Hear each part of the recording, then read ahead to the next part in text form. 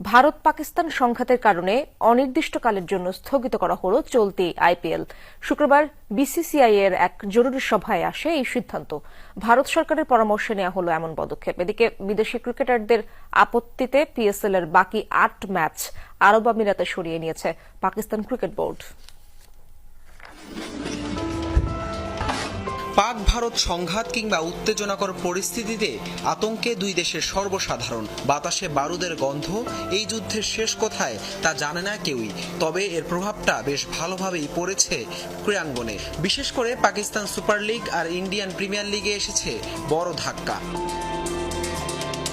দফায় দফায় বৈঠকের পর নিরাপত্তা ইস্যুতে এবার অনির্দিষ্টকালের জন্য স্থগিত করা হলো চলতি আইপিএল। শুক্রবার জরুরি বৈঠকের পর এই সিদ্ধান্ত জানায় বিসিসিআই। চলমান এই সংঘাতের জেরে বৃহস্পতিবার আইপিএল স্থগিত হয় ধর্মশালার দিল্লি পাঞ্জাবের ম্যাচ। ব্ল্যাকআউট হয়ে যাওয়ায় দ্রুতই মাঠ ছাড়তে বলা হয় দর্শকদেরও। এখানেই শেষ নয়, দুই দলের ক্রিকেটার, কোচিং স্টাফ, সম্প্রচার কর্মী সহ সংশ্লিষ্টদের নিরাপদে সরিয়ে আনা নিয়েও দেখা দেয় বিপত্তি। বিমানবন্দর বন্ধ থাকায় বাধ্য হয়েই বিকল্প হিসেবে ব্যবস্থা করা হয় বিশেষ ট্রেনের। এরপরই প্রশ্ন ওঠে, টুর্নামেন্টের বাকি ম্যাচগুলো মাঠে গড়াবে তো?